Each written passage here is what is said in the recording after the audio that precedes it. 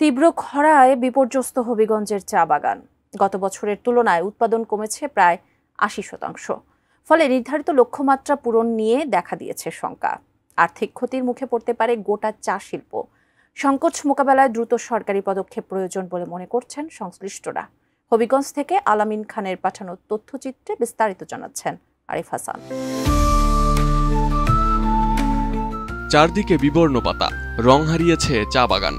অথচ এই সময়ে চারপাশ থাকার কথা সবুজ গালিচায় মোড়া। টানা ৪ মাস ধরে এক ফোঁটা বৃষ্টিও হয়নি।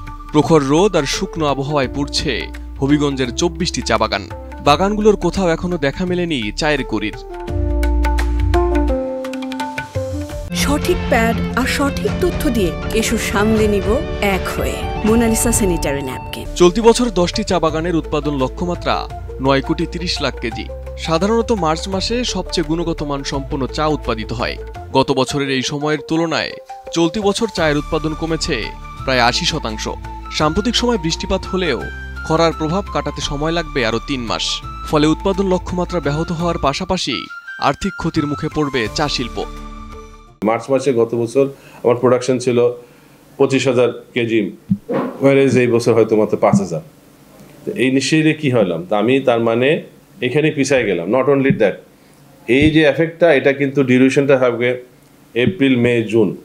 সে যখন রিকভারি করতে করতে তাকে সময় লাগবে।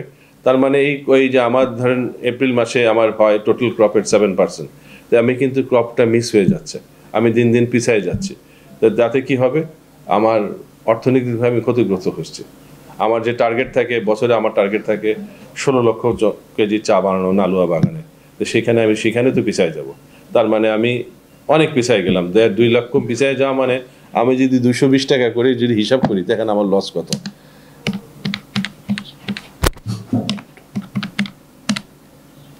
৪,৪০,০০,০০০।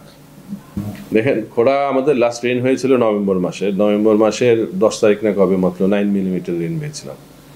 এই যে লম্বা সময় যখন আমরা বৃষ্টি না পাই, তাতে কি হয়, ওয়াটার টেবিলটা নিচে নেমে যায়।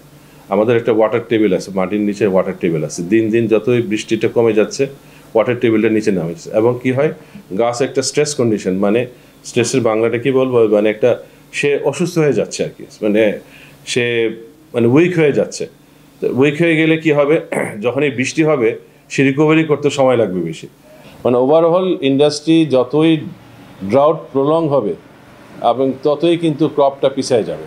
ক্রপ পিছায় যাওয়া মানে কিন্তু বাংলাদেশে গত বছর আমরা 95 মেট্রিক আমরা মনে হয় আমরা এমটি চা বানিয়েছিলাম। এর আগের বছর ছিল 100 মিলিয়ন।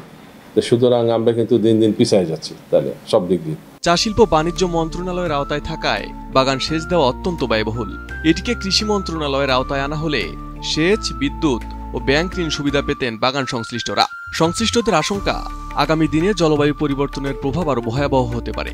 চা শিল্পকে টিকিয়ে রাখতে সরকারের এখনই পদক্ষেপ নেওয়া প্রয়োজন। এখন আগাচ্ছে না, এটা 2 ধরনের 2 মন্ত্রণালয় থাকে। এখন আমাদের কৃষি রিয়াতে, কিন্তু যেহেতু একসময় চা এক্সপোর্ট করতে দেখে আমরা ছিলাম গিয়া বাণিজ্য মন্ত্রণালয়।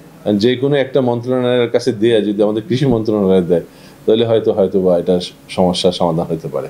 অনেক অল্টারনেটিভ আছে। আপনার রিজার্ভার করতে হবে, ইরিগেশনের সুবিধা করতে হবে। আর সরকার যদি আমাদেরকে সাবসিডাইড রেটে, আমরা যদি আরবির থেকে কানেকশন নিয়ে, এখন আরবির বিল আমি দিচ্ছি 12 টাকা করে, আর যদি কৃষিতে দিচ্ছি 3.5 টাকা করে। তো সেখানে আমি যদি 3.5 টাকা করে দিই, তাহলে আমার জন্য সুবিধা হইতো, আমার জন্য ভাইবাল হইতো। আমি তাহলে আরবির মাধ্যমে আমার ইরিগেশন সেট চালাইলে আমার জন্য সুবিধা হইতো।